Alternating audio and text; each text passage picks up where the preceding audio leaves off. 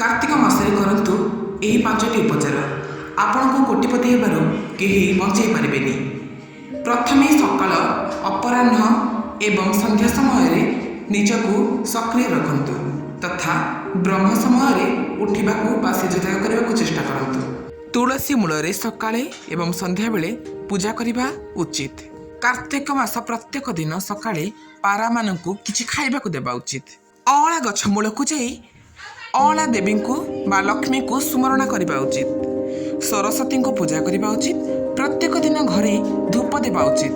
घंटी बजाइबा उचित जेपरि घरु नकारात्मक शक्ति उद्घाटन होइजिबो एवं घरे सदासर्वदा सकारात्मक शक्तिर बास हेबो।